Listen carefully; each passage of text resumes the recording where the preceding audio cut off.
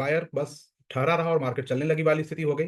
तो आज हम लोग बात करने वाले हैं दो चीज़ों पे। पहली बात करेंगे कि बाजार का क्या यहाँ पे हो सकता है, होने की संभावनाएं क्या हैं, क्या प्रोबेबिलिटी हो सकती है उस पे। आइए अनुमानों का खेल में कुछ अनुमान लगाते हैं, कुछ तुक्का लगाते हैं, कुछ समझने का प्रयत्न करते हैं।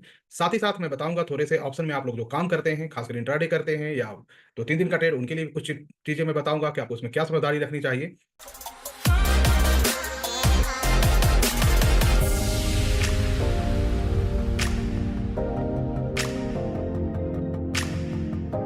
Hello hello hello hello, good morning, Radhe Radhe.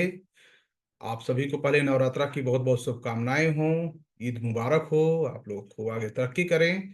और आज छुट्टी का दिन था, मेरे पास भी फ्री टाइम है, तो मैंने चला कि आप लोगों से कुछ बात हो जाए, आप लोगों को कुछ समझाई जाए, कुछ बताई जाए और एक अच्छी सी वीडियो बनाई जाए ताकि आप लोगों की नॉलेज बैंक थोड़ी सी बढ़े। तो आज हम लोग बात करने वाले हैं दो चीज़ों पे। पहली बात करेंगे कि बाजार का क्या यहाँ पे हो सकता है, होने की संभावनाएं क्या हैं, क्या प्रोबेबिलिटी हो सकती है उस पे। आइए अनुमानों का खेल में कुछ अनुमान लगाते हैं, कुछ तुक्का लगाते हैं, कुछ समझने का प्रयत्न करते हैं। आशा है आपको इसमें कहीं ना कहीं काम आएगा। जैसे कि 17% जोन पे जब बाजार गई थी तो वहां पे हमने एक व्यू अपडेट किया था और मुझे लगता है कि अब एक नई व्यू की यहाँ पे आवश्यकता है जो आप लोगों को मिलनी चाहिए, तो मैं उसको बताऊंगा। साथ ही साथ मैं बताऊंगा थोड़े से ऑप्शन में आप लोग जो काम करते हैं, खासकर इंट्राडे करते हैं या 2-3 दिन का ट्रेड, उनके लिए भी कुछ चीजें मैं बताऊंगा कि आपको उसमें क्या समझदारी रखनी चाहिए। और मुझे लगता है कि उसका फायदा आपको होगा। रिजल्ट आप 1 महीने बाद हमसे शेयर कर सकते हैं। ओके, तो सबसे पहले बाजार को समझते हैं। जैसा कि आपने देखा कि 17% के जोन से बाजार निफ्टी के वहां से तेजी से बाउंस बैक की, लोगों को भागने का अवसर नहीं दिया। जो सेलर थे उनको गंदे तरीके से ट्रैप कर लिया। बायर बस ठहरा रहा और मार्केट चलने लगी वाली स्थिति हो गई। तो बायर बहुत ज्यादा इंटर नहीं कर पाए, जो समझदार थे वही जा पाए हैं। कुछ लोगों ने डर से अपनी पोर्टफोलियो भी बेच दी होगी। वहां पे हमने एक बात कही थी कि बाजार को 20 SMA मंथली के पास खड़ी है, तो यहाँ से एक सपोर्ट की तरह काम करनी चाहिए। क्योंकि 2022 में भी ऐसा इसने किया था पास्ट में, तो आगे भी ये होने की संभावनाएं हैं क्योंकि एक सपोर्ट जोन उसका है और आपने देखा को सपोर्ट जोन लिया। तो क्या यहाँ से बाजार में रिवर्सल हो चुकी है? क्या हमें यहाँ से ये मान लेना चाहिए कि बाजार नीचे नहीं जाएगी, ऊपर जाएगी? चलिए इन्हीं सवालों का जवाब ढूंढते हैं, चार्ट पे आते हैं और चार्ट पे थोड़ी सी चर्चा करते हैं और आपको समझाने का हम प्रयत्न करते हैं। ये रही चार्ट, आपको दिख रही होगी। यहाँ पे हमने डे टाइम फ्रेम का चार्ट को ओपन कर रखा है। ये डे टाइम फ्रेम की चार्ट है। ये जो जोन था 21,900 के पास, वो 17% का जोन था और वहां से एक बाजार ने एक अच्छी खासी बाउंस बैक की। अब क्या बाजार ऊपर यहाँ से जा सकती है, नीचे जा सकती है, क्या संभावनाएं हैं? तो सबसे पहले हम लोग मंथली चार्ट पे आ जाते हैं और मंथली टाइम फ्रेम पे देखने का प्रयत्न करते हैं। तो आपने पाया कि मंथली टाइम फ्रेम पे 20 SMA का इसने सपोर्ट लिया है और बाजार तेजी से ऊपर आया है। बट बाजार बेरी बुलिश इंगल्फिंग बनाने में कामयाब नहीं हो पाया है। जैसे कि संभावना थी कि कहीं ना कहीं एक बुलिश इंगल्फिंग बना दे, बट उसमें इसको कामयाबी हासिल नहीं हुई है, उसके आसपास आकर क्लोज कर गई है। तो जब भी ऐसी परिस्थिति बन जाती है तो इसमें होता क्या है कि हमें इसके हाई के ऊपर 1 वीक की क्लोजिंग चाहिए। 1 वीक की क्लोजिंग, 1 मिनट प्लीज, हाई के ऊपर चाहिए, इस लेवल के ऊपर 1 वीक की क्लोजिंग चाहिए। तब जाकर हम मानेंगे कि हमारी ट्रेंड जो है चेंज हो चुकी है। बियर जो है पूरी तरह खत्म हो चुका है, अब बियर की कोई संभावना नहीं है। तब आपको एक कंफर्मेशन होगी, या आप वीकली सीपीआर का यूज करेंगे। यहाँ पे वीकली सीपीआर का कैसे यूज करना है वो आपको पता होगा। ये हमारी मंथली सीपीआर है, तो मंथली में तो बहुत दूर हो जाएगा, मैं वीकली पे चला जाता हूं। और ये वीकली जो सीपीआर है इसके ऊपर हमें क्लोजिंग चाहिए। जो पहले ही मैंने बताया था कि वीकली सीपीआर के ऊपर हमको ये क्लोजिंग चाहिए। वीकली सीपीआर के ऊपर इसलिए क्लोजिंग चाहिए क्योंकि ये जो क्लोज हुई थी ना, अभी तक जो स्टार्ट हुई है ट्रेड होना इस ईयर की, तो वीकली के नीचे से ही हुआ है। तो जैसे ही होगा तो पूरी ट्रेंड को चेंज कर देगा। तो इसलिए भी हमें वीकली के ऊपर एक क्लोजिंग चाहिए। ये भी हमें ध्यान से देखना होगा। अब इसे हम लेते हैं हटा। अब यहाँ पे आते हैं तो एक और चीज आपको दिखाई देगा कि डोजी बनी है। और ये जो डोजी होती है वो कहीं ना कहीं बियर का साइन होता है। ये दिखाता है कि ऊपर के साइड से बहुत ज्यादा सेलिंग प्रेशर है और बाजार में वो गिरावट को दर्शाता है। तो इसका मतलब है कि ये प्राइस हो सकता है कि थोड़ा बहुत गिरावट आपको देखने को मिले, इस जोन तक गिरावट कर दे या रिटेस्ट जो कर ले 20 SMA डे टाइम फ्रेम का जो रिटेस्ट है वो आपको दिखा दे, जो इसका 20 SMA का रिटेस्ट जोन होगा। मैं आपको दिखा दूं, यहाँ पे मूविंग एवरेज का 20 SMA का पार्ट को हम लोग रख लेंगे। ये 50 का है और ये 20 का है। ये जो 20 SMA का जो जो जोन है SMA का, ये रिटेस्ट जोन है। तो ये थोड़ा सा और ऊपर आ जाएगा, मुझे लगता है कि इस जोन तक ये बढ़ के आ जाना चाहिए। तो 23,000 के आसपास, 23,100 के पास एक हो सकता है कि ये दिखा दे आने वाले सप्ताह में, 10 तारीख के बाद अप्रैल में। क्योंकि फर्स्ट वीक तो संभावना होती है कि बाजार कहीं ना कहीं ऊपर खींचे।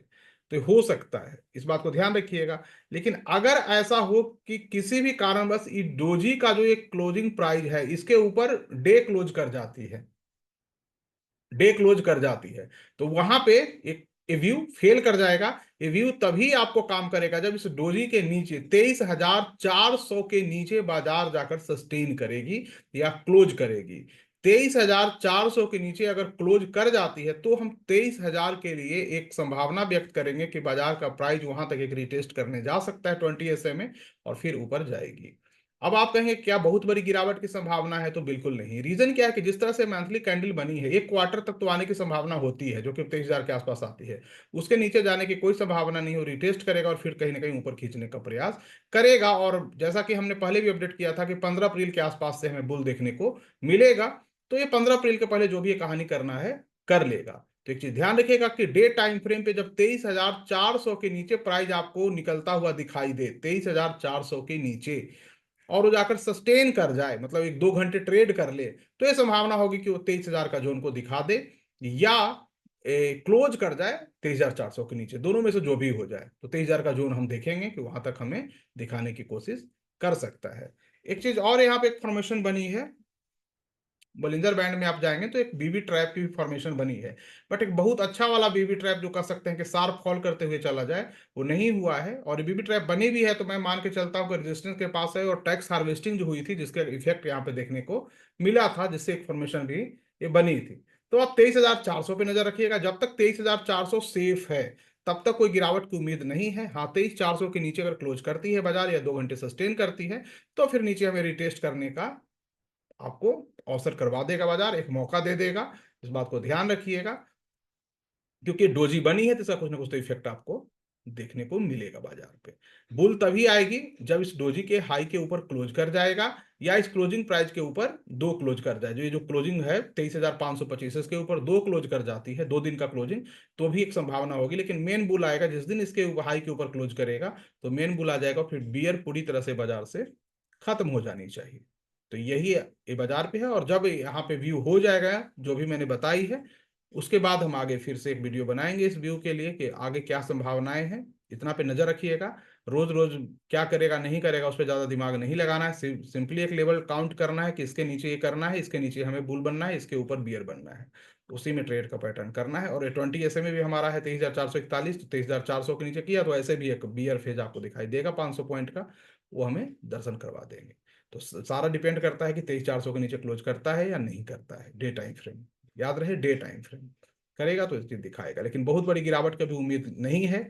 एक इसके क्वार्टर तक आनी चाहिए, इसकी उम्मीद मैं लेके चलता हूँ। फिर से उसके बाद ऊपर खींच देना चाहिए। और जैसे ही प्राइस इसके ऊपर क्लोज करेगी मंथली टाइम फ्रेम या वीकली, इसका 1 वीक, तो ये पूरी की पूरी ये जो सिस्टम है बियर साइकिल के 5 महीने की, वो फेल कर जाएगी, और फिर प्राइस ऊपर जाएगा। और ऊपर जाएगा तो इस जोन तक एक बार दिखाने का प्रयत्न करेगा। जब जाएगा तो वहां पे हम लोग एक नई वीडियो आपके लिए फ्रेश बनाएंगे, जहाँ की आप इसको देख पाएं। लेकिन खुद से भी इसके एक एनालिसिस कर लीजिएगा इन सारी चीजों का, कि कैसे इसमें क्या चीजें हो सकती है। अब बात करते हैं कि जो ऑप्शन के ट्रेड करते हैं उनके लिए मैंने आप लोगों को एक चीज बताई थी, स्टोन एज। स्टोन एज को कैसे काम करते हैं, स्टोन एज क्या होता है। तो अगर आप लोग ऑप्शन के ट्रेडर हो तो स्टोन एज का यूज करने के प्रयत्न करो स्टार्टिंग फेज में, और उसमें बोलिंजर बैंड ब्लास्ट का यूज करो या गैप अप का यूज करो। इन दोनों में से कोई भी यूज कर सकते हो। लेकिन अपने स्तर से एक बार बैक टेस्ट कर लीजिएगा, सिर्फ मेरे कहने पे नहीं, आप बैक टेस्ट कर लें। अपने स्तर से आपको अच्छा लगता है तभी उस पर आगे बढ़े। और अगर आप स्टोनेज का यूज करते हैं तो वहां पे आपको कहीं ना कहीं फायदा देखने को मिलेगा। हाँ, लॉट साइज हमारे बढ़ चुके हैं, तो अब स्टोनेज का जो वैल्यू है वो लगभग 60 से 70 के बीच आ गया है। तो हम उस जोन में अब चले जाएंगे। तो स्टोनेज को वहां पे देखिए। और स्टोनेज पे मैं एक फ्रेश वीडियो भी फिर से बनाने पे विचार कर रहा हूँ। तो आप लोग नीचे कमेंट करके बताइएगा कि आपको उस पर चाहिए या नहीं चाहिए। अगर आप एक बार बता दीजिएगा तो स्टोनेज पे मैं फ्रेश वीडियो इसी वीक के एंड तक या मैक्स टू मैक्स मंडे तक बनाकर आपको दे दूंगा, जिससे कि आप समझ पाओगे फ्रेश में। ठीक है, तो आप कमेंट बॉक्स में डाल दीजिएगा अगर आपको चाहिए तो। अन्यथा अगर आप क्लियर है पुरानी वीडियो से तो ओके, गो अहेड।